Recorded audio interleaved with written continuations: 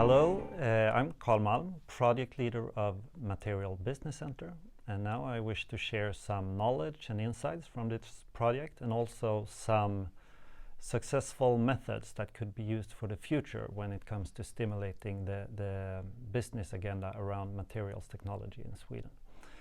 It's been a project led by Innovation Skåne in collaboration with Malmö University, funded by European Regional Development Fund, Smart Growth Innovation. And you will meet some persons and companies relevant for this project. But let's start with a background. Materials research in Sweden is well recognized globally and strengthened even more with world-class research facilities such as ESS and Max4. New materials are the key to many challenges in energy, healthcare, and access to food and water. These challenges can be turned into opportunities to create new companies and jobs in southern Sweden. Industry constantly needs to reinvent itself to meet increasing market demands, but need effective methods to attract external innovation. Universities are looking for ways to commercialize research results, but potentially world-changing ideas often lie dormant if entrepreneurs can't be found to develop them. At the same time, startups are looking for resources to develop their materials and prototypes, find customers, and reach the market. History shows us that collaboration between only academia and the industry does not provide a solution. To build internationally successful companies, the entrepreneurs have to be involved. Entrepreneurs who address industrial needs and turn research results into business opportunities. So what we envision is a vibrant ecosystem where established companies, public sector, academia, institutes, startups and mediators all collaborate to create new products, companies and new jobs. There are many stakeholders involved, all with different incentives. So I've asked a colleague of mine to help getting a perspective on this. Okay, now I'm here with my colleague Eric, who's been working with me in this project. Welcome, Eric. Well, thank you. And we have prepared some questions. Yes, we have. I was thinking that we could start with just explaining why Innovation Skåne has engaged in a project within the materials field. Since we landed this establishment of ESS and Max4, it of course opens up for great opportunities for research, but also for businesses. And at Innovation Skåne, one of our goals is to stimulate more new jobs here in Skåne. Mainly new jobs are created in young, fast-growing companies. So these ones are the ones we need to find and try to encourage and stimulate as much as possible. Why then is it that Innovation Skåne? I mean, there is other organizations working here. So what is the sweet spot? Why we got involved? Well, I believe we have a recipe for good methods of how to help these companies, and we've also developed a few new methods that's useful towards the materials companies, and we've been working very concretely with these methods and by helping companies in real time. Yeah. So then, what's the rush? I mean, why don't we let this environment just build organically? Well, it's estimated that these facilities has a life length of about 40 years, and that's not much when it comes to building this business environment. If it was to being built organically, probably we would lose some of these opportunities during the build-up time. So the best would be if we could hit the ground running while the facilities are there.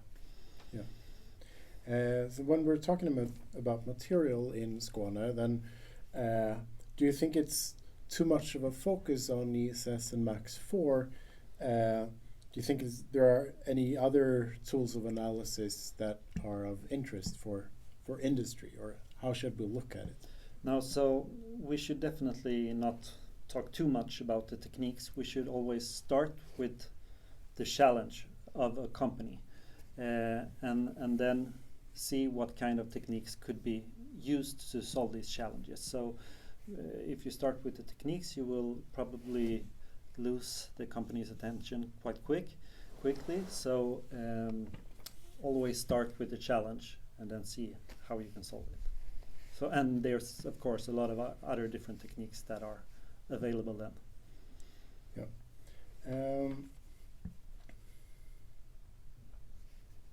But I also think it's like this is the way we need to do it in order in terms of like a capacity building. So if we start with 100 companies, helping them with materials challenges, and then finally it will narrow down so that you will get maybe 2 or 3 future users of ESS and Max4. Yeah. So then lifting the whole industry, and then in the future finding a few. Yeah. So why is it that we need to have more of a business agenda? Why isn't it just enough for like the research agenda? I mean, after all, it's research facilities. Well, the agenda is set by academia because it's per se academic research facilities. But when it comes to solving a material challenge from a company, it's not always the best solution to engage in a cooperation with academia. Sometimes it is, but not always. Quite often it's maybe better to engage in a collaboration with a mediator company, for example. When will a company, and what kind of a company, engage typically in research with university, and when is it better for a company to do their own project? Yeah, I think it's 2 questions in one here, but in general terms speaking, we've seen that it's more often larger companies who engage in these collaborative research projects, whereas SMEs and startups, which we work with, they rather work with the mediator companies, or to be able to gain access to the knowledge environment around ESS and Max4. And then you asked why, when you should engage in a collaborative research project versus versus a mediator. And I would say if your goal is to gain access to very deep knowledge within the same field as you are operating in, or to get contacts to future employable personnel, and to really get this knowledge and competence access, then you should engage with academia.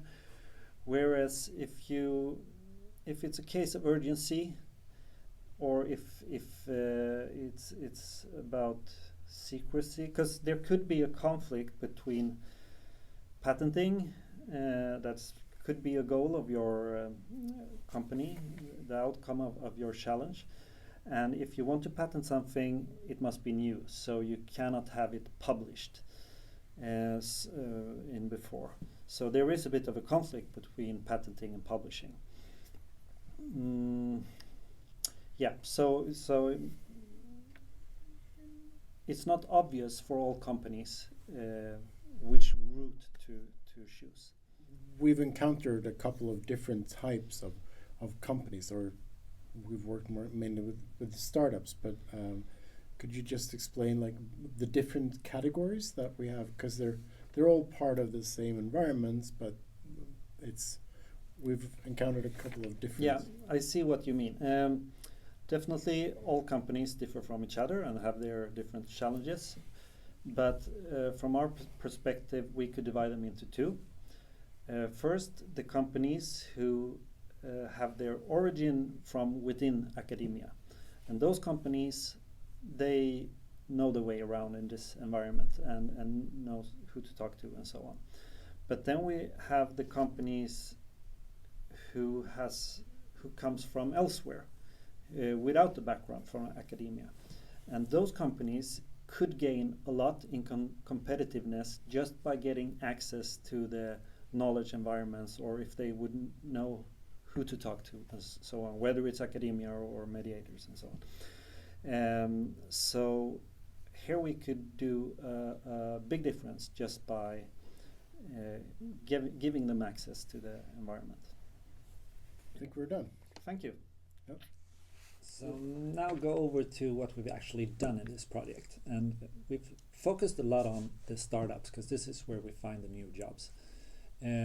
We grouped them into a community, our startup community, and then we've provided them with a range of different aid, ranging from business advisory. We've had an offer where we financed materials test and analysis.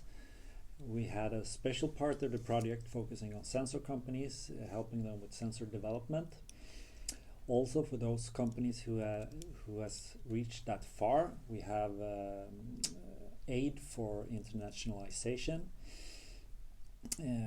We have also, apart from just focusing on the startups, we've arranged our events, our innovation summits, events where we invite established companies focusing on their critical materials related challenges and trying to canalize them to our startups and academia for that sake.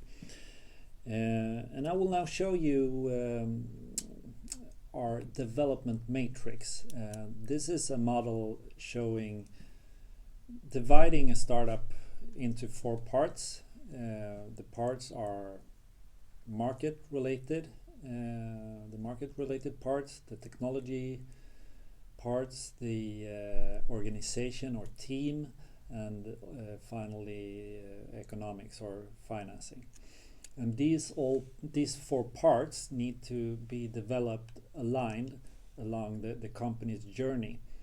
And the company's journey go through different phases, ranging from ID, concept, to development, and then you have the market, the business development, finally internationalization.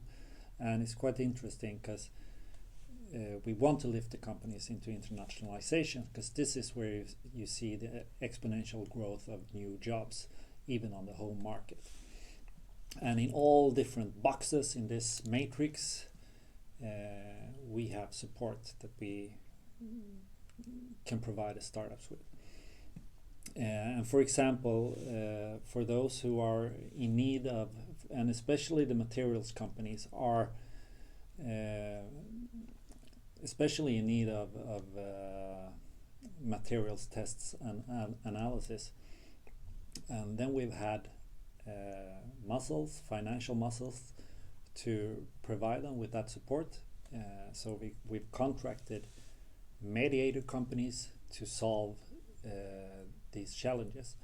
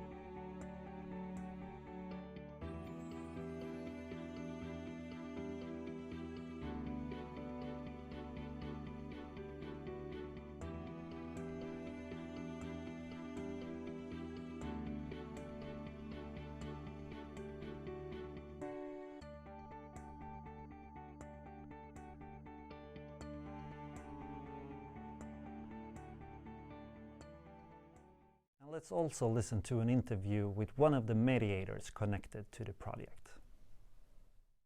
Hey, Annastein, thank you for doing this interview. Hello, Carl. Happy to be here. Nice. I've prepared you with, I said I have 3 questions for you.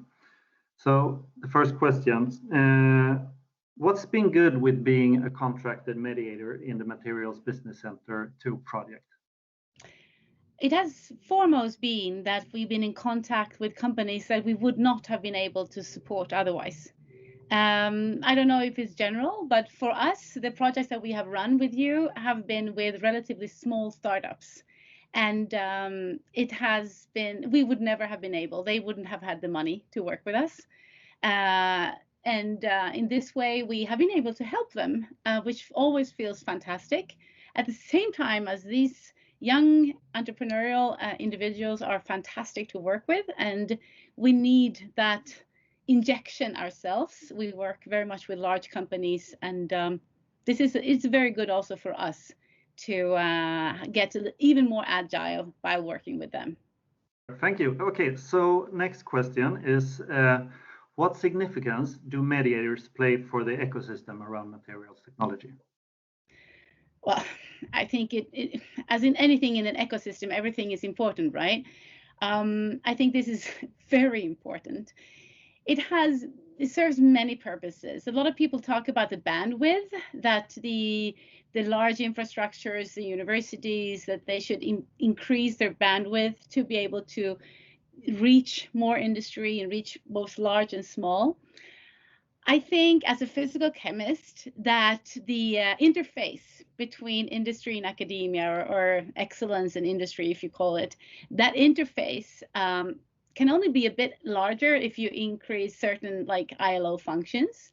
But if you add very many small mediators, the total surface area of that is the total interface, is so many magnitudes larger.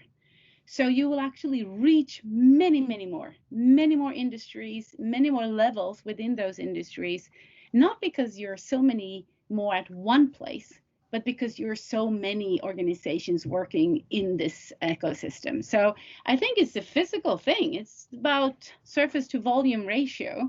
And so that's one of the things. And then, of course, we are driven as businesses by our way of surviving is to be really good at this. We don't get any money from anywhere else, and we need to provide value every single hour, everything that we do. So that, I think, make us very good at it as well. We're not just a number of people in the interface. We're actually pretty good at what we're doing. Otherwise, we won't survive. Good. So would you say there's a need of more mediating companies? Yes. Cool. Okay, so last question. What's your recipe for stimulating the mediator industry? I think what's very important is to sort of acknowledge the industry, to realize it is a business in itself. It is a service in itself. Study it, be aware of it, get to know it, and understand it. Help us to by letting us sort of be a part of discussions where our work situation might be influenced by decisions taken higher up, let's say. I think it's very, very important. The best way to support it is probably to sort of use it, to use us, both as sounding boards when discussions are made, but perhaps also instead of inventing an organization that is very similar to what we already do and have been doing well for quite some time. And I just want to add that we have now a European network of mediators. So we are already working much more together. And I think that also broadens the horizon because we need to work together to solve very complex and wicked problems of today, like sustainability issues, for example, that cannot be solved partner to partner. It has to be solved in a much more complex manner. So for that reason too, support that type of networks instead of not knowing that we exist and thinking that you need to invent something when we already exist. Well, Anna, a great thank you for your answers, your insight. Thank you. To summarize, here are 3 thoughts for the future. First, it's in the young, fast-growing companies with sustainable and scalable products where we will find the main part of new jobs. And all startups differ and can be given different type of support, both on an individual level as on a group level, in order for them to grow faster. And also, our startup community will serve as a great showcase for global attraction. Second, we need to realize that the mediators play a crucial role when it comes to helping SMEs and startups with their materials-related issues. So the mediator industry needs to be further stimulated if we want to increase innovation. And third, there's a huge potential in letting existing SMEs and startups getting access to the knowledge environment around materials technology. And by doing so, we need to focus on their challenges, not on the available instruments.